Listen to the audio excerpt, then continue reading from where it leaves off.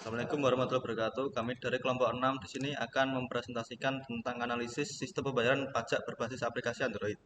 Sebelumnya perkenalkan, nama saya Dwi Agulusono, NIM L200210093. Untuk latar belakang, pajak kendaraan adalah pajak yang dikenakan atas kepemilikan atau penguasaan kendaraan.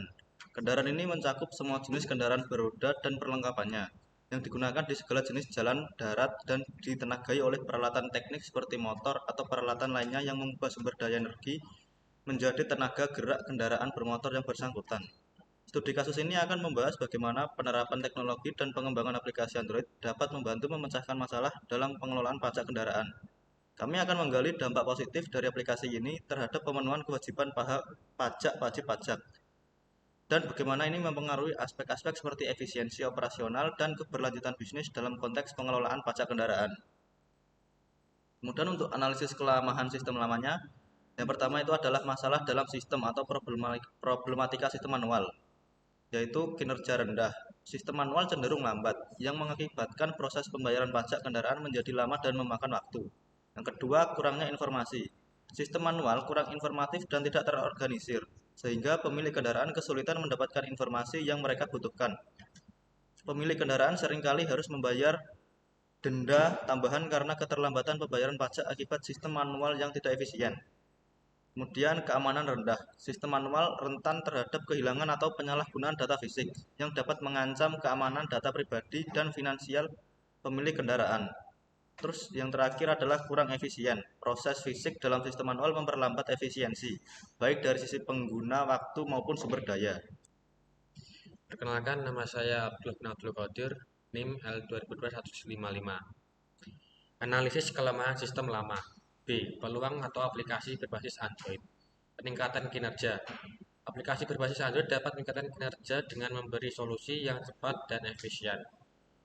Informasi yang mudah diakses. Aplikasi yang menyediakan informasi yang lebih mudah diakses dan terorganisir dengan baik, memberikan panduan yang jelas kepada pengguna. Efisiensi biaya. Aplikasi dapat mengurangi biaya tambahan dengan memungkinkan pembayaran tepat waktu dan menghindari denda. Keamanan data. Aplikasi dapat meningkatkan keamanan data dengan enkripsi yang kuat. Peningkatan efisiensi. Aplikasi dapat meningkatkan efisiensi dengan proses otomatis dan pengurangan kerumitan dalam pembayaran pajak kendaraan. Peningkatan layanan. Aplikasi dapat meningkatkan layanan dengan panduan yang jelas, proses mudah, notifikasi tepat waktu, dan antar muka pengguna yang ramah. Analisis kelemahan sistem lama. C. Sasaran sistem. Mungkinkan pemilik kendaraan untuk mendaftarkan kendaraan dan membayar pajak dengan cepat dan mudah. Memberikan informasi yang mudah diakses dan terstruktur kepada pengguna. Mengurangi biaya tambahan yang timbul akibat keterlambatan pembayaran pajak. Meningkatkan keamanan data pribadi dan finansial pemilik kendaraan. Meningkatkan efisiensi proses pembayaran pajak kendaraan. Memberikan layanan yang lebih optimal kepada wajib pajak. Perkenalkan, nama saya Ardi Rustian, NIM L2210241. Analisis bisnis sistem lama, kinerja atau performance. Kemudian kesalahan input data oleh petugas pajak atau pengguna cukup tinggi saat proses dilakukan secara manual, dan perhitungan pajak bisa terjadi kesalahan yang memerlukan koreksi. Informasi. Sistem manual kurang informatif dan tidak terorganisir. Sedangkan aplikasi menyediakan informasi yang lebih mudah diakses dan panduan yang jelas. Ekonomi. Biaya pengembangan dan pengoperasian sistem lama cenderung tinggi, terutama banyak tugas administratif yang masih dilakukan secara manual. Kontrol atau kendali. Sistem manual rentan terhadap kehilangan atau penyalahgunaan data fisik, dan proses validasi data harus sesuai dengan persyaratan pajak yang benar. Efisiensi. Sistem manual memperlambat efisiensi dengan proses fisik yang memakan waktu, termasuk pengisian formular secara manual. Layanan atau servis. Sistem manual kurang optimal dalam menyediakan layanan akibat kurangnya responsif dan tanggapan waktu cenderung lama. Kemudian analisis kebutuhan sistem baru. Yang pertama, kebutuhan fungsional, yaitu login dan logout. Untuk login, pengguna harus memasukkan username dan password yang valid. Setelah login berhasil, mereka akan diarahkan ke beranda atau halaman utama aplikasi. Ketika selesai menggunakan aplikasi, pengguna harus memiliki opsi untuk keluar atau logout dari akun mereka untuk menjaga keamanan dan mencegah akses tanpa izin.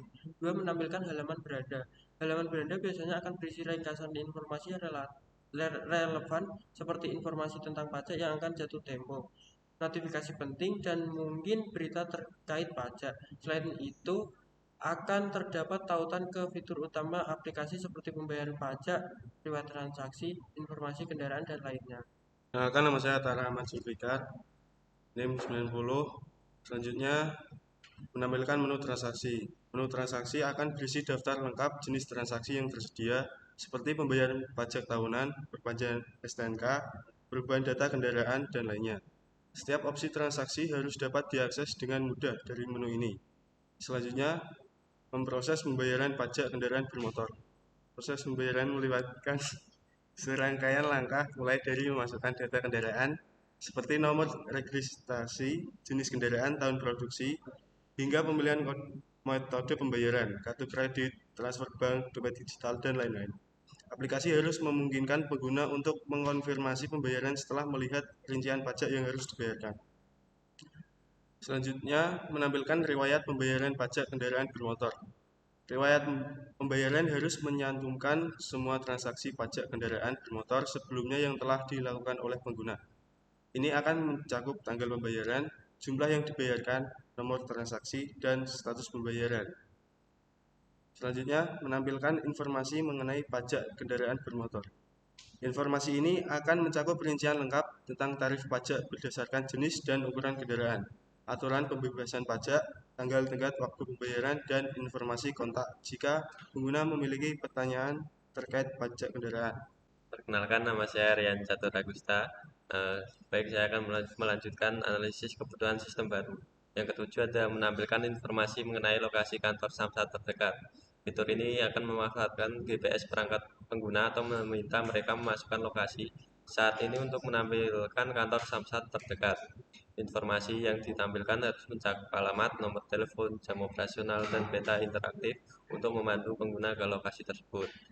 Yang kedelapan ada menampilkan informasi mengenai jadwal operasional kantor Samsat. Informasi ini akan mencantumkan hari dan jam operasional kantor Samsat, termasuk hari libur nasional ketika kantor Samsat mungkin tutup. Hal ini akan membantu pengguna menentukan waktu terbaik untuk mengunjungi kantor Samsat sesuai dengan jadwal mereka sendiri. Informasi tambahan seperti nomor kontak darurat juga bisa dimasukkan jika perlu. Untuk selanjutnya ada analisis kebutuhan sistem baru, yaitu kebutuhan non-fungsional. Yang satu adalah keamanan data pengguna. Sistem harus memprioritaskan keamanan data pribadi pengguna, termasuk informasi akun, data kendaraan, dan data pembayaran. Hal ini mencakup enkripsi data, kebijakan akses yang ketat, dan perlindungan terhadap ancaman keamanan seperti peretasan atau pencurian data. Pengguna harus yakin bahwa data pribadi mereka tidak akan jatuh ke tangan yang salah. Data harus dienkripsi dalam penyimpanan dan selama transmisi. Selain itu, sistem harus memiliki mekanisme autentikasi ganda untuk melindungi akun pengguna. Yang kedua, ketersediaan sistem yang tinggi. Sistem harus tersedia sepanjang waktu untuk pengguna, terutama selama periode pembayaran pajak mendekati batas waktu. Sistem harus memiliki infrastruktur yang kuat dan cadangan yang siap digunakan. Upaya perawatan dan perbaikan sistem harus dilakukan dengan minimal gangguan. Perlu adanya pemantauan sistem secara terus-menerus untuk mengidentifikasi dan mengatasi masalah yang muncul. Kenalkan, nama saya Muhammad David Dilarbari, NIM 146. Selanjutnya, yang ketiga, kinerja sistem yang cepat. Aplikasi harus beroperasi dengan kinerja yang cepat dan responsif, terutama selama proses pembayaran pajak. Aplikasi harus optimalkan untuk memproses permintaan pengguna dengan cepat, seperti menghitung pajak, mengambil riwayat pembayaran, dan mengakses informasi lokasi. Respon aplikasi harus terhadap tindakan pengguna harus secepat mungkin. Yang keempat, tampilan antarmuka yang user friendly. Antarmuka pengguna UI, aplikasi harus mudah dipahami dan digunakan oleh berbagai kelompok pengguna. Desain antarmuka harus intuitif dan estetis, dengan icon dan tag yang jelas. petunjuk atau panduan singkat harus disediakan untuk membantu pengguna yang tidak terbiasa. Aplikasi harus menyediakan keseluruhan pengalaman pengguna yang nyaman dan mudah dipahami. Selanjutnya, yang kelima, kompatibilitas dengan berbagai jenis perangkat Android. Aplikasi harus kompatibel dengan berbagai jenis perangkat Android, termasuk ponsel pintar dan tablet. Aplikasi harus diuji dan dioptimalkan untuk berbagai resolusi layar, versi Android, dan spesifikasi perangkat. Ini akan memastikan bahwa pengguna dapat mengakses aplikasi dengan baik tanpa masalah kompatibilitas. Yang terakhir, kemudahan dalam melakukan update aplikasi. Sistem harus memungkinkan pembaruan dan peningkatan aplikasi dengan mudah, baik dari segi perangkat lunak maupun fitur. Pengembangan harus dapat merilis pembaharuan secara berkala untuk mengatasi masalah, meningkatkan keamanan, dan memperkenalkan fitur baru. Pengguna harus mendapatkan pemberitahuan tentang pembaruan dan dapat menginstalnya tanpa kesulitan. Proses pembaruan harus lancar dan tidak merusak data pengguna. Kenalkan, nama saya Srileka Faji Pratama, NIM 141, analisa kelayakan sistem. Yang pertama, kelayakan teknis, ketersediaan infrastruktur. Sistem pembayaran pajak berbasis aplikasi memerlukan infrastruktur yang memadai, seperti jaringan internet yang stabil dan perangkat keras yang memadai. Ketersediaan sumber daya manusia. Sistem ini juga memerlukan sumber daya manusia yang mampu mengoperasikan sistem dengan baik. Keamanan sistem. Sistem harus memiliki mekanisme keamanan yang memadai untuk melindungi data dan informasi yang disampaikan di dalamnya. Yang kedua, kelayakan operasional.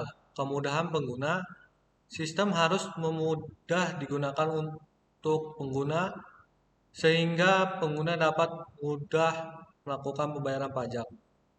Ketersediaan dukungan teknis. Sistem harus memiliki dukungan teknis yang memadai sehingga jika terjadi masalah, pengguna dapat dengan mudah memperoleh bantuan. Ketersediaan data dan informasi. Sistem harus menyediakan data dan informasi yang akurat dan terpercaya. Yang ketiga, kelayakan ekonomi. Biaya pengembangan sistem harus dapat dijustifikasi dengan manfaat yang diperoleh dari sistem.